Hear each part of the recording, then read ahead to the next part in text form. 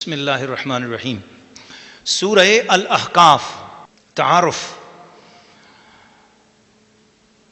سورہ الاحقاف رکوع نمبر 1 تعارف۔ ناظرین و ناظرات اور سامعین و سامعات، یہ سورت ایک جگہ کے نام سے منسوب ہے۔ وہ جگہ وہ ایک ریتلا میدان تھا جس میدان کو احقاف کہتے ہیں۔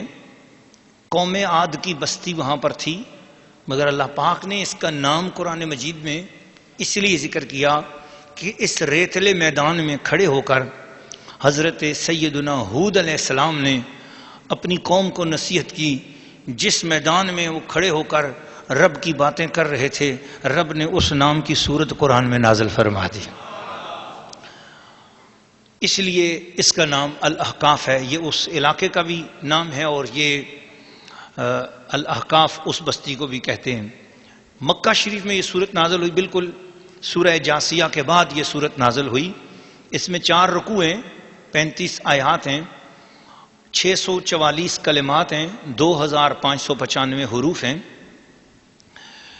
اور اس پوری سورت کا جو خلاصہ ہے پہلے رکوع کا وہ یہ ہے کہ مشرکین اور کافرین کو بتایا گیا کہ دعوت کوئی نئی نہیں ہے، یہ دعوت پرانی ہے۔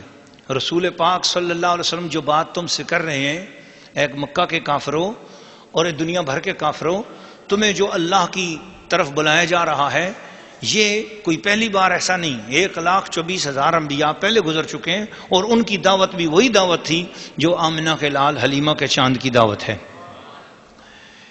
دوسرے رکوع کا جو خلاصہ ہے وہ یہ ہے کہ دین کی جو باتیں قرآن میں ہیں ویسی ہی باتیں توریت میں تھیں، نہ ماننے والوں نے اسے نہ مانا۔ تو اب آج بھی اگر کوئی قرآن کو نہیں مانتا تو نہ مانے، جو حق ہے جیسے تورات میں تھا ویسے ہی حق قرآن مجید میں بھی بیان ہوگا۔ نہ ماننے والوں کی خاطر قرآن نہیں بدلا جائے گا، تورات نہیں بدلی جائے گی، بلکہ حق حق ہے اور وہ بیان ہوتا رہے گا، چاہے کسی کو اچھا لگے چاہے کسی کو برا لگے۔ تیسرے رکوع کا خلاصہ یہ ہے کہ حضرت ہود علیہ السلام کی قوم عاد تھی جو احقاف میں رہتی تھی۔ جب وہ نہ مانے تو وہ ہلاک ہوئے۔ تو اے کافروں، سبق سیکھو، یہ احقاف کی بستی تمہارے مکے، تمہارے عرب کے بالکل قریب ہے۔ تم لوگوں کے قافلے ادھر سے گزرتے رہتے ہیں اور تمہیں معلوم ہے کہ یہ ایک بستی تھی جسے یہاں ہلاک کیا گیا۔ اگر انہوں نے اپنے نبی کی بات کو نہیں مانا، وہ ہلاک کر دیے گئے ہیں، تو تم بھی اگر اپنے نبی کو نہیں مانو گے اور نبی کی تعلیمات پہ عمل نہیں کرو گے تو تم کو بھی ہلاک کر دیا جائے گا۔ لہٰذا ہلاکت اور بربادی سے بچنا چاہتے ہو تو غلامی مصطفیٰ میں آ جاؤ۔ چوتھے رکوع کا خلاصہ یہ ہے کہ تاریخ کے صفحے پر یہ بات نقش ہے، جس قوم نے شرک کیا وہ کبھی قائم نہیں رہی، اس کو ہمیشہ مٹایا گیا ہے۔ یہ وہ حقیقت ہے جس کو جنات نے بھی تسلیم کیا۔ تو چوتھے رکوع میں ان جنات کا تذکرہ ہے جن جنات نے ہمارے نبی پاک صلی اللہ علیہ وسلم کے اوپر ایمان لایا تھا۔ یہ انشاءاللہ چوتھے رکوع کے موقع پر انشاءاللہ اس کا بیان کیا جائے گا۔ تو کہا کہ جب یہ جنات نے بھی تسلیم کر لیا، وہ مسلمان ہو گئے ہیں اس بات سے، تو اے انسانوں، تم کوئی جنوں سے بھی گئے گزرے ہو؟ مکے کے کافروں اور دنیا بھر کے کافروں، کیا تم جنات سے بھی گئے گزرے ہو کہ تمہیں میرے محبوب کی بات تمہارے دل میں اثر نہیں کرتی؟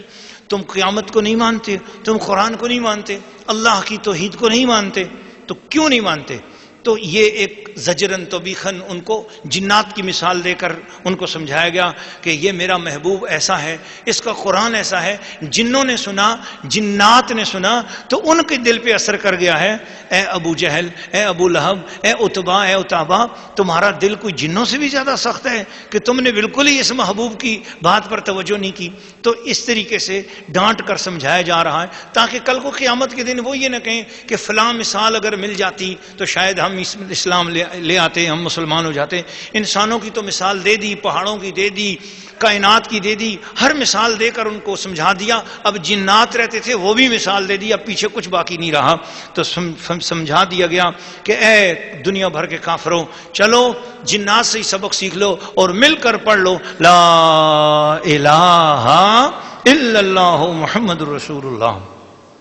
خواص، جس کسی پر پری کا سایہ ہو یا دیو کا یا کسی غلط روح کا سایہ ہو، کسی بھی سے بھی خلل کا خطرہ ہو تو کسی اچھے قاری یا حافظ سے 7 بار یہ سورت پڑھوا کر پانی پر دم کر دیں یا کسی تیل پر دم کرائیں اور اول و آخر 46 مرتبہ درود شریف پڑھیں تو 7 دن تک یا اس تیل سے مالش کرائیں یا وہ پانی پلائیں، انشاءاللہ العزیز ہر قسم کے دیو، جن، بھوت، پرید، خلل، اسیب کا سایہ دور ہو جائے گا۔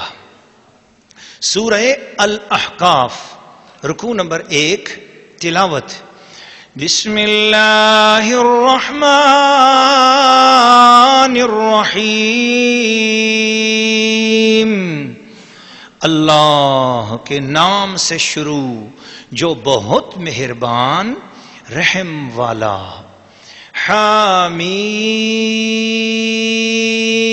حامیم، تنزيل الكتاب من الله العزيز الحكيم، ما خلقنا السماوات والأرض وما بينهما إلا بالحق وأجل مسمى، والذين كفروا عما أنذروا معرضون، قل أرأيتم ما تدعون من دون الله أروني ماذا خلقوا من الأرض أم لهم شرك في السماوات، ائتوني بكتاب من قبل هذا وأثارة من علم إن كنتم صادقين، ومن أضل ممن يدعو من دون الله من لا يستجيب له إلى يوم القيامة وهم عن دعائهم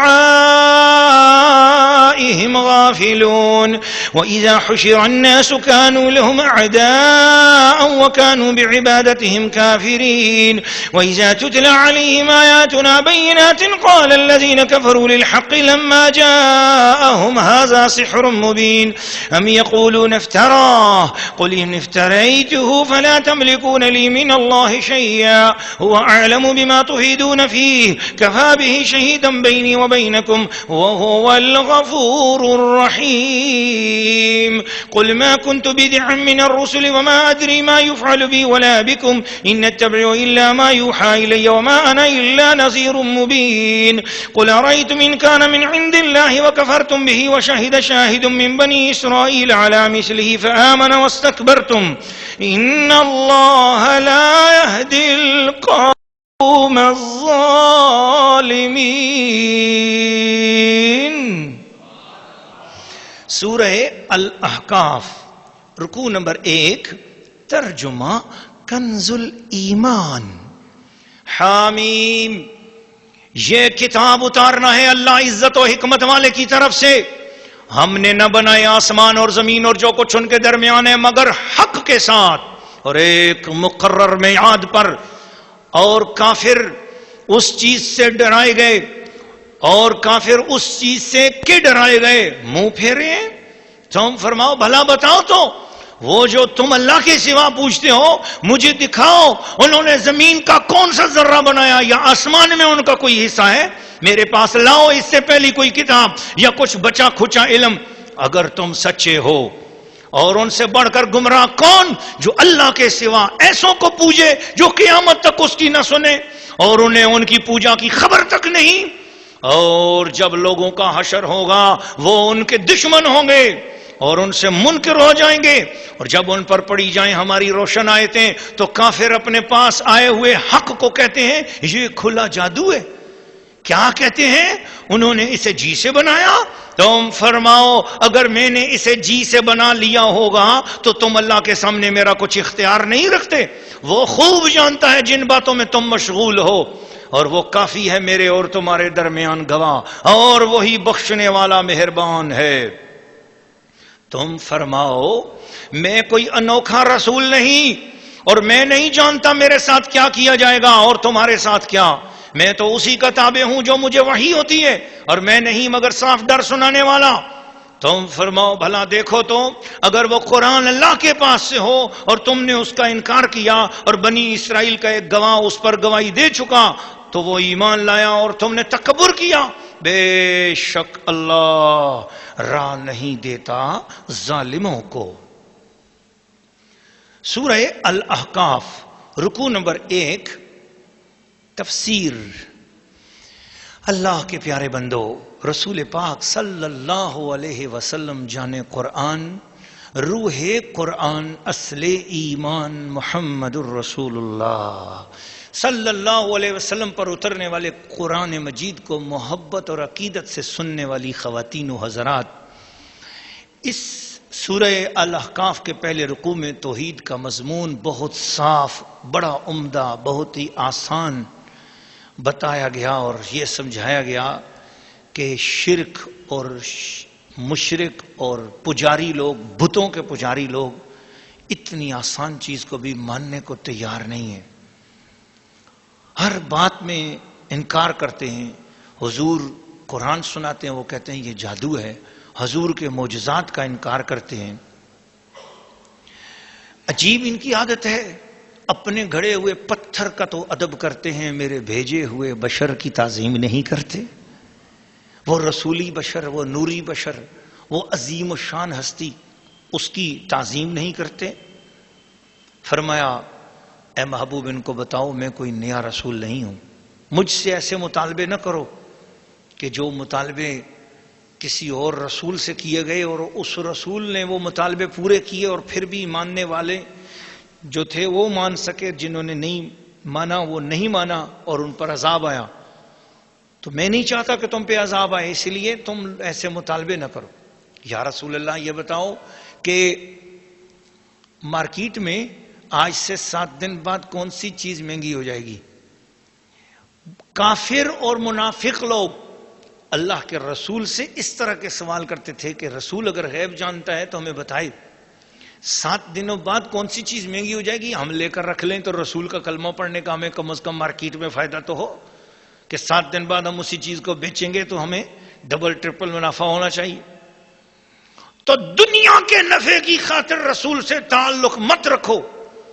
سوچا ان کے موٹے دماغ میں تو ایسی بات آنی نہیں، اپنے محبوب سے ہی کوئی بات کہہ دو کہ محبوب ذرا پردہ ڈال کے رہیے، ان کو کیا پتا، یہ بے وقوف لوگ ہیں، انہوں نے نبوت کو کوئی کاروبار سمجھ لیا ہے، اس لیے ان بے وقوفوں سے یوں فرماؤ قل ما کنت بدعا من الرسل، فرماؤ میں کوئی انوکھا رسول نہیں، ما ادری ما یفعل بی ولا بکم، میں خود سے نہیں جانتا کہ میرے ساتھ کیا ہونے والا ہے اور تمہارے ساتھ کیا ہونے والا ہے، میں خود سے نہیں جانتا، ادرا یدری، بشریت کی طاقت سے نہیں جانتا کہ میرے ساتھ کیا ہونے والا ہے اور تمہارے ساتھ کیا ہونے والا ہے۔ یہ اس کو کہتے ہیں درایت۔ درایت کہتے ہیں اندازہ لگا کے کوئی بات کہنا، وہ غلط بھی ہو سکتا ہے اور وہ ٹھیک بھی ہو سکتا ہے، تو جس بات کے اندر ٹھیک ہونے اور غلط ہونے دونوں گمان ہو اس بات کو کہتے ہیں درایت، اس کو کہتے ہیں درایت۔ اور فرمایا محبوب یہ کہہ دو کہ میں کوئی بات درایتاً نہیں کرتا کہ اس میں شک ہو کہ یہ ایسے ہوگا یا ایسا نہیں ہوگا، میرے ساتھ جو ہونا ہے یا تمہارے ساتھ جو ہونا ہے اس کے بارے میں کوئی اندازہ لگا کے بات نہیں کر رہا۔ کیسے بات کر رہے ہو پھر محبوب؟ ان اتبع الا ما یوحی الی، میں تو اس کا تابع ہوں جو مجھے وحی آتی ہے۔ ناظرین و ناظرات و سامعین و سامعات، اس مقام پر مفسرین کے چند اقوال ہیں جو صدر الافاضل نے خزائن العرفان میں ارشاد فرمائے کہ ایک تو یہ کہ قیامت میں جو میرے اور تمہارے ساتھ کیا جائے گا وہ مجھے معلوم نہیں، دوسرا یہ معنی اگر ہو تو یہ آیت منسوخ ہے۔ کیوں؟ صرف اس کی تلاوت باقی ہے، اس کا حکم منسوخ ہے، اس لیے کہ جب یہ آیت نازل ہوئی تو مشرک خوش ہوئے اور کہنے لگے لات اور عزا کی قسم، ہمارے بتوں کی قسم، اللہ تعالیٰ کے نزدیک ہمارا اور محمد صلی اللہ علیہ وسلم کا یکساں حال ہے، انہیں ہم پر کچھ فضیلت نہیں۔ اگر یہ قرآن ان کا اپنا بنایا ہوا نہ ہوتا تو ان کا بھیجنے والا انہیں ضرور خبر دیتا کہ ان کے ساتھ کیا کرے گا، اللہ تعالیٰ ان کے ساتھ کیا کرے گا۔ تو نبی کو خود ہی نہیں پتا ہے اپنے بارے میں کہ ان کے ساتھ کیا ہونے والا ہے۔ جب مشرکوں نے یہ اعتراض کیا، اللہ کریم جل مجدہ الکریم نے سورہ الفتح کی آیت نازل کر دی، فرمایا لِیَغْفِرَ لَكَ اللَّهُ مَا تَقَدَّمَ مِن ذَنبِكَ وَمَا تَأَخَّرَ، فرمایا اے محبوب اللہ تعالیٰ نے آپ کو روشن فتح عطا فرما دی تاکہ اس فتح کے صدقے میں اللہ آپ کے طفیل، آپ کے اگلوں اور آپ کے پچھلوں کے گناہوں کو معاف فرمائے۔ تو حضور صلی اللہ تعالیٰ علیہ وسلم کے اگلوں اور پچھلوں، اس سے مراد یہ ہوا امت اولین اور امت آخرین، جنہوں نے نبی اکرم صلی اللہ علیہ وسلم کا کلمہ پڑھا ان کو اللہ کریم نے معاف فرمانا ہے۔ اب یہ قیامت کے اندر جو کچھ ہونا ہے اس کی بات قرآن میں آ گئی، لہٰذا یہ آیت منسوخ الحکم ہو گئی۔ صحابہ نے عرض کیا یا نبی اللہ حضور کو مبارک ہو، تو آپ کو تو معلوم ہو گیا ہے کہ آپ کے ساتھ کیا کیا جائے گا، یہ انتظار ہے کہ ہمارے ساتھ کیا کرے گا۔ اس پر اللہ تعالیٰ نے یہ آیت نازل فرمائی لِيُدْخِلَ الْمُؤْمِنِينَ وَالْمُؤْمِنَاتِ جَنَّاتٍ تَجْرِي مِن تَحْتِهَا الْأَنْهَارُ، یہ آیت نازل ہوئی وَبَشِّرِ الْمُؤْمِنِينَ بِأَنَّ لَهُم مِّنَ اللَّهِ فَضْلًا كَبِيرًا۔ اللہ تعالیٰ نے بیان فرمایا کہ حضور کے ساتھ کیا کرے گا اور ایمان والوں کے ساتھ کیا کرے گا۔ دوسرا قول یہ ہے کہ اس آیت کی تفسیر میں یہ ہے کہ آخرت کا حال تو حضور کو اپنا بھی معلوم ہے، مومنین کا بھی معلوم ہے، مکذبین کا بھی۔ معنی یہ ہے کہ دنیا میں کیا کیا جائے گا یہ معلوم نہیں۔